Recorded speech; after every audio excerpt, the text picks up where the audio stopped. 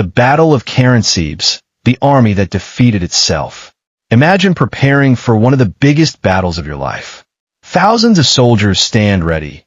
Cannons are loaded, cavalry waits for the order to charge, and everyone expects a fierce clash with the enemy. But instead of being defeated by the opposing army, you accidentally destroy your own.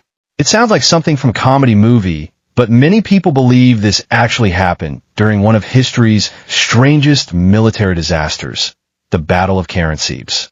The year was 1788. Europe was once again at war as the Habsburg monarchy fought against the mighty Ottoman Empire during the Austro-Turkish War. Emperor Joseph II had assembled a massive multinational army made up of Austrians, Hungarians, Croats, Serbs, Italians, Romanians, and many other groups. While this created an impressive fighting force, it also came with one major problem. Many of the soldiers spoke different languages and struggled to understand one another. As the Austrian army marched through what is now modern-day Romania, they eventually reached the town of Karansebes. Reports suggested that Ottoman forces were somewhere nearby, so everyone remained alert. Or at least they tried to. One evening, a group of Austrian hussars crossed a nearby river to search for enemy troops. They expected to encounter Ottoman scouts. Instead, they found local traders. The merchants had no information about the enemy, but they did have something the tired cavalry desperately wanted: alcohol. The soldiers eagerly bought several barrels of schnapps, a strong alcoholic drink popular throughout Central Europe. After weeks of marching and preparing for battle, they decided to relax. Soon laughter replaced military discipline. The hussars drank, sang, and celebrated deep into the night, completely forgetting that they were supposed to be scouting for an enemy army. Not long afterward, Austrian infantry soldiers arrived at the same location. When they saw the cavalry enjoying barrels of alcohol, they naturally wanted some too.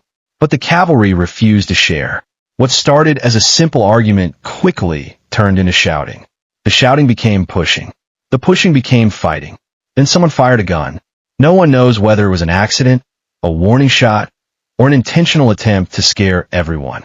What happened next has become one of history's greatest examples of panic.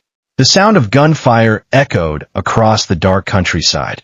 Almost immediately, frightened soldiers began shouting one terrifying word: the Turks. Within seconds, the rumor spread across the camp. The Ottomans are attacking. Soldiers who had heard no gunfire simply followed everyone else. Thousands grabbed their weapons without knowing what was happening. In the darkness, confusion became impossible to control.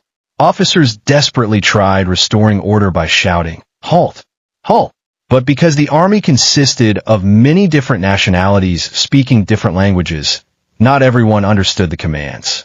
According to the traditional story, some frightened soldiers even mistook the cries of "Halt" for Allah, believing Ottoman troops were already charging into the camp. Fear instantly became absolute chaos. Infantry believed cavalry were enemy horsemen. Cavalry believed infantry had already been overrun. Some soldiers opened fire into the darkness. Others returned fire without knowing who was shooting. Entire units mistakenly attacked their own comrades. Cannons were reportedly fired. Horses stampeded through the camp. Supply wagons overturned. Soldiers ran in every direction, trampling one another as panic spread. Some men even jumped into the river, trying to escape an enemy that wasn't there. Throughout the night, the Austrian army fought itself. When dawn finally arrived, the battlefield was covered with abandoned weapons, wounded soldiers, frightened survivors, and the terrible realization that the Ottoman army had never attacked. The destruction had come entirely from confusion and friendly fire.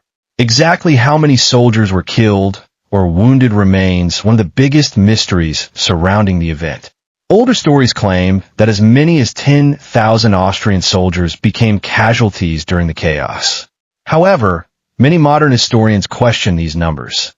Contemporary records are limited, and historians generally agree that while a serious friendly fire incident likely occurred, the dramatic details and enormous casualty figures were probably exaggerated over time. Whatever the true number, The Austrian army had suffered enough confusion to lose its ability to fight effectively. Then came the final embarrassment. About 2 days later, Ottoman forces finally reached Karansebes. Instead of facing a disciplined army prepared for battle, they reportedly found a force that had already scattered itself through panic and disorder. The town soon fell with little resistance. To this day, historians continue debating exactly how much of the famous story is true. Some believe later writers added dramatic details that cannot be confirmed.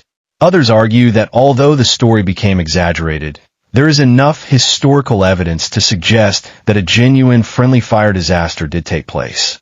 Either way, the Battle of Karansebes has become a lasting symbol of how confusion, poor communication, fear, and the fog of war can be just as dangerous as any enemy army.